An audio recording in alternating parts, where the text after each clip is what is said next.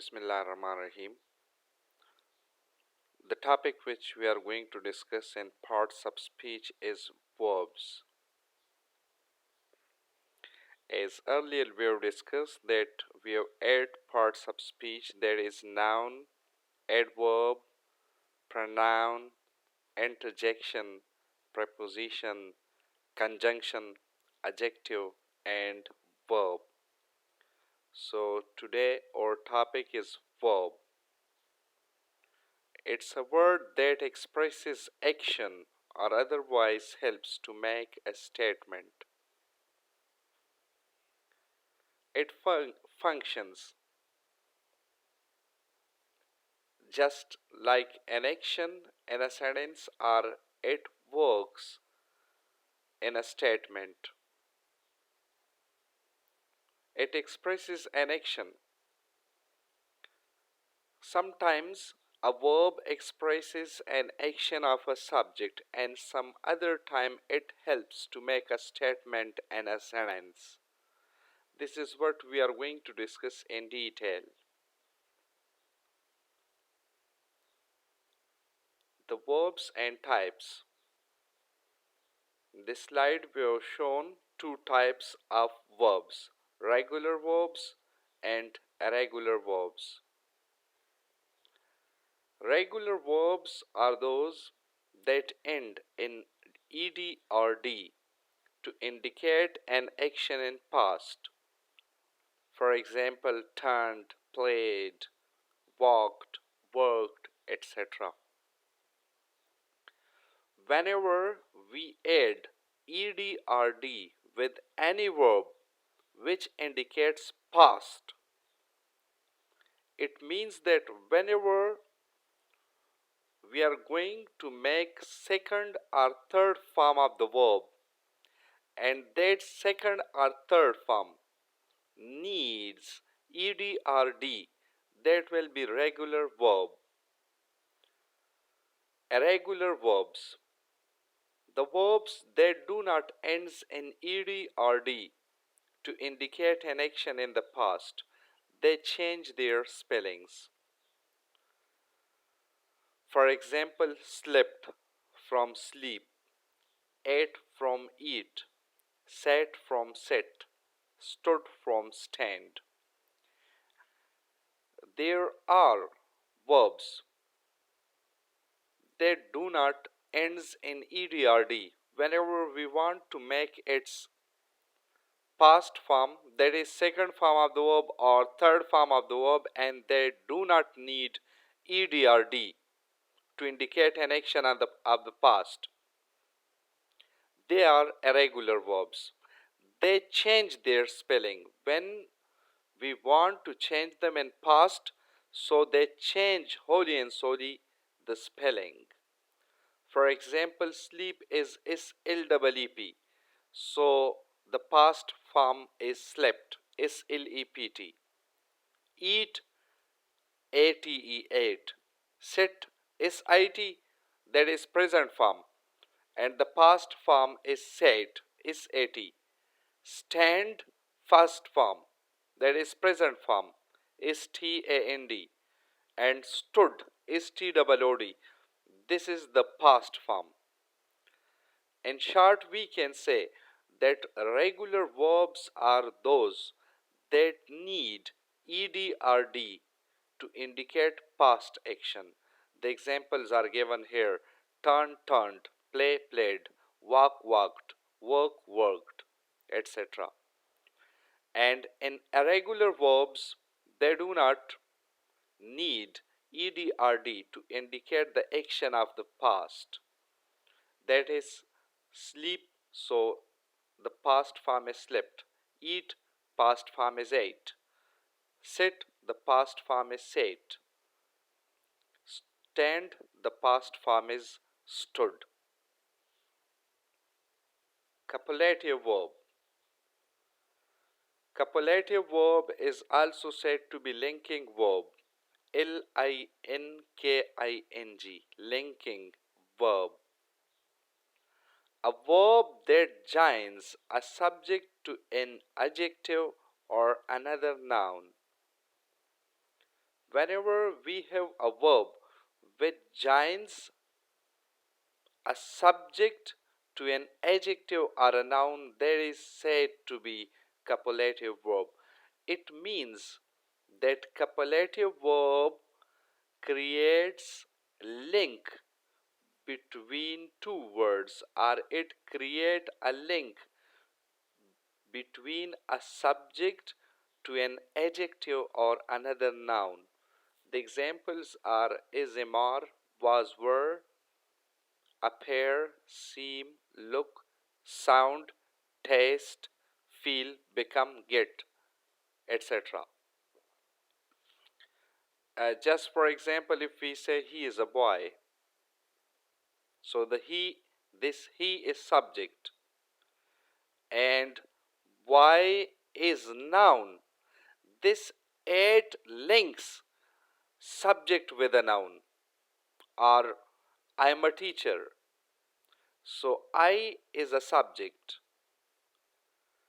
This am is copulative verb and teacher is noun.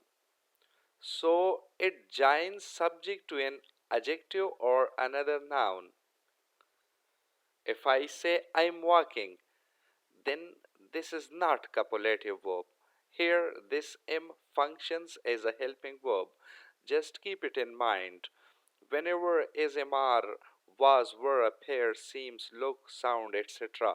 functions as a helping verb, then it will be verb. There will be verb with it. But when it functions with as a copulative verb, then this copulative verb will be followed by adjective or noun. A helping verb functions with a verb. It works with a verb. And copulative verb works with adjective or another noun. Then we have another two types, transitive verb and intransitive verb. A verb that accepts one or more objects, that is called transitive verb. There are certain verbs that accept one or more objects, that is said to be transitive verb. An intransitive verb is that doesn't accept any object. The example is laugh, cry, die, arrive, etc. There is no need of object in intransitive verbs. The, the simple way is whenever verb needs an object, that will be transitive verb. And whenever verb doesn't need an object, that will be intransitive verb. In the first case, verb will be followed by object. In the second case, verb doesn't need any object. So whenever any verb needs an object, that is transitive verb. And whenever verb doesn't need an object, that is intransitive verb. For example, he carries goods. The word carry, or they carry goods. So this carry is transitive verb because it needs an object to fulfill the meaning. If if I say they carry, so the question arises, they carry what? So the answer of this what is given by object. It means this carry, buy, take, send, etc. is transitive verbs. In second case, laugh. If I say he laughs or they laugh, so the question doesn't arise what? It means there is no need of object in this case. Or cry, die, arrive. They do not need any sort of object, so they are said to be intransitive verbs. Verb needs an object will be in transitive verb, and when verb doesn't need an object will be intransitive verb. Finite and non-finite verbs. Finite verb acts as a main verb in a sentence. It indicates person, number, and tense. In a sentence, finite verb functions as a main verb. Anywhere in a sentence when comes main verb, so this will be finite verb. For example, he is going to school. So this going indicates tense and it is a main verb as well. So this is said to be finite verb. This finite verb indicates a person, number, or a tense. Any main verb in a sentence is said to be finite verb. Then non-finite verb cannot serve as a main verb in an independent clause. It doesn't serve as the action of a sentence. It also doesn't have a tense. A non-finite verb doesn't serve as an action of a sentence. And the first case here, a main clause or a main verb, this shows an action. But in second case, there is non-finite verb, there doesn't show any sort of action. The second thing, they don't show any sort of tense as well. The examples of non-finite verbs are gerunds, participles, and infinitives. They are all the types of verbs which we are going to discuss in detail in the coming lectures. Gerund, whenever we add ing with a verb and it functions like a noun, that is called gerund. And whenever we add ing with the verb and it functions like a verb, that will be participle. And infinitive is a first form of the verb, but it has no direct relation with the subject. The example of gerund and participle is going, both. This is gerund and this is also gerund. This is also participle. But there is lying difference between these two. Whenever there is gerund, so this going will function as a noun, and in case of participle, this verb will function as a verb. For example, going to school is best, or going to school is a matter of pride. So, in the first case, going is a noun, so it means this is gerund.